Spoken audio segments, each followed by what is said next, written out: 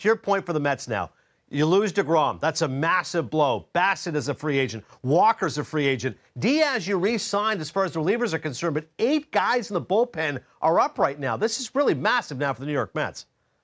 It is. They have a lot of work to do, Adnan, in the days ahead. And yes, there will be the natural conversation about Justin Verlander. I happen to think that if he goes to a major market team, that Verlander will likely head west and go to the Dodgers. I really believe that as we begin the winter meetings, less than 48 hours or so from now, that the Dodgers and Verlander are a really natural pairing. And so if Verlander goes west, the next options will likely be Carlos Rodon, potentially for the Mets. And we know from reports that they had a meeting in the last several days.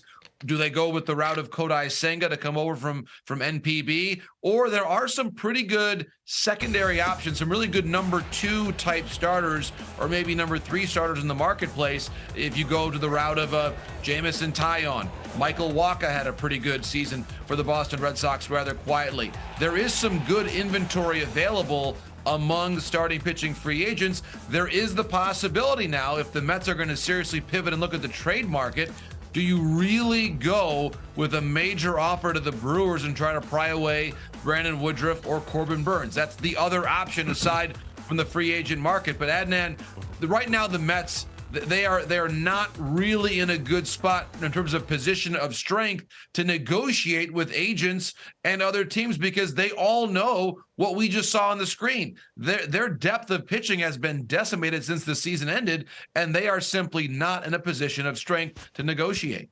And for Steve Cohen, the Mets owner, who we know likes to spend the pocketbook, $287 million was the payroll for the New York Mets. So this guy's clearly willing to spend here, JP. They're obviously over that luxury tax, might hit $300 million this year. It's just surprising to me in that, on some level, it feels like Texas outbid the Mets and Steve Cohen. It's not a sentence I'm used to saying. Nobody outbid Steve Cohen, right?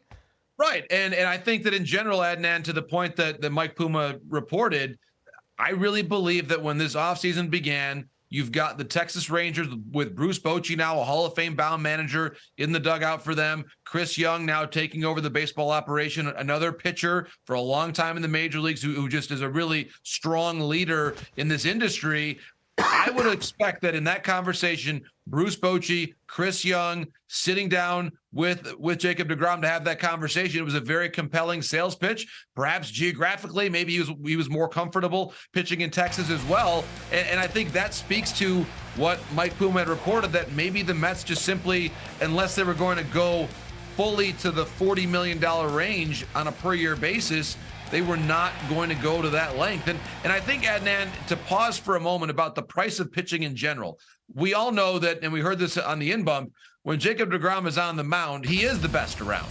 And yet, he did not pitch 70 innings last year. And if you even look at the last 2 years combined, you get at roughly 150 innings over 2 years.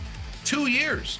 And I think that's where the Mets probably said, there was a point at which they were comfortable going for someone who his track record says he's going to miss some time during the course of a year. And let's also be honest, he's 34 years old. Typically, pitchers do not get healthier as they get older. That's one of the basic truisms of the sport. So there's no question about this, Adnan. While the Ranger fans are celebrating tonight and should, this is also a monumental risk for a 34-year-old pitcher who has had, as you see it there, a pretty extensive injury history. I think you have to give a word of praise here for Jacob and his agents. He opted out, remember. That was a bit of a test of faith. Do you opt out into this uncertain free agent market, or do you take what's for sure and stay with the Mets? He bet on himself.